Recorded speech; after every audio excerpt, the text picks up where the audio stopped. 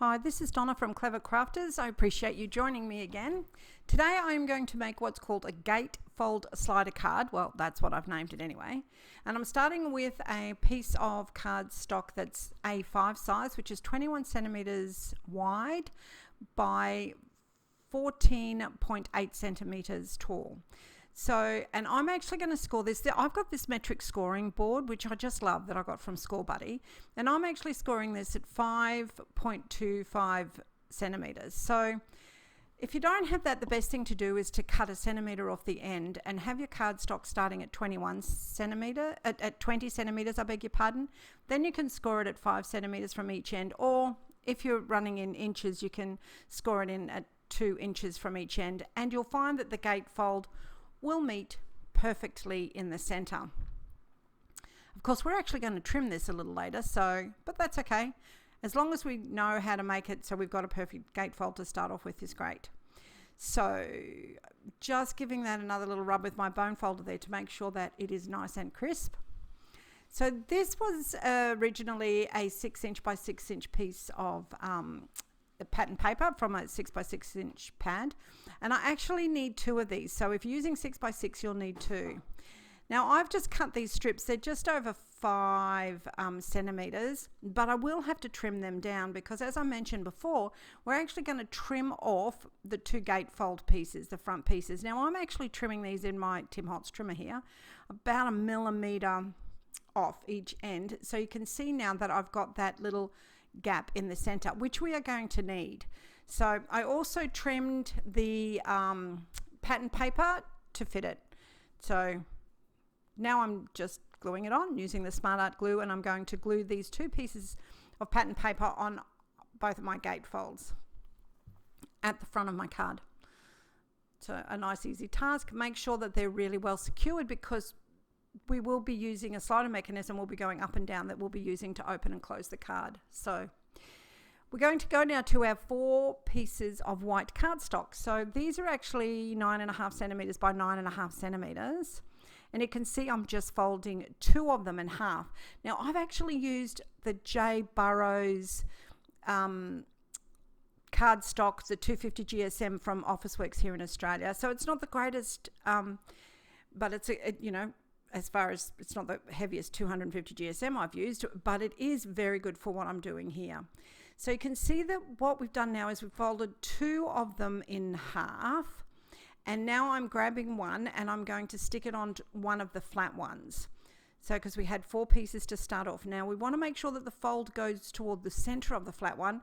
So I am lining up the edges here, and then I'm going to burnish that down really, really well. I'm also then going to repeat that with the other piece that I folded in half. So the other one will be going to the center as well. The fold will also be going to the center. So we'll have both of them opening out at the edges. Make sure these are really secured because this is actually going to be our slider feature, which is very important. Okay, so I've got those both stuck and burnished down. So they're folded in half, and now I'm popping glue onto the top edges of them, and I'm going to use my 4th piece on the top. Now I mentioned that these were 9.5 centimeters by 9.5 centimeters. I've actually used a square die to cut these because it's really important that these are all exactly the same size. So I found that that's the best way to do it. Now that last piece of white cardstock, I could have, instead of putting the white cardstock on, just put a piece of my colored cardstock. I just didn't have enough of this piece for what I wanted to do, so I've just cut a frame. I'm using the other piece later in the card. You'll see that shortly. All right, so now this is the piece of patterned paper that I cut from my other 6 by 6 piece that we did also talk about a little bit earlier, and I've just trimmed it down so I've got a nice little edge. So all done. I'm just going to slip that on, except I did it the wrong way. I couldn't believe it. I'm going, oh no, that's okay, because we all do this. I've left it in so you can have a look. Thankfully, what my glue hadn't stuck properly yet, so that's one of the advantages of using wet glue. So I'm just going to pop a bit more, make sure it's around the right way. So you'll see when I do it this time, I'm really showing you the right way to apply this piece of pattern paper on the top. to make sure that it's all going to go correctly on the card. So you can see the flaps are open either side, and there's our piece going on top, the top edge, excellent. So now we're just going to slide that on. So this is why we needed that gap in the middle, because the joining of the card is there, so we can slide that down the middle, and there is the closure for our card. Now I'm going to leave that together so I don't muck it up again.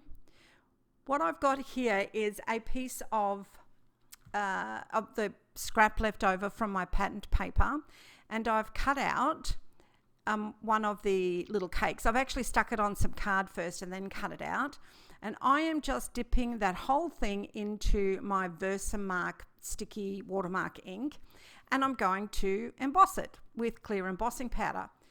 So you can do this also with diamond glaze or with, the other one, I can't remember the name of it right now. And you can, glossy accents is the word.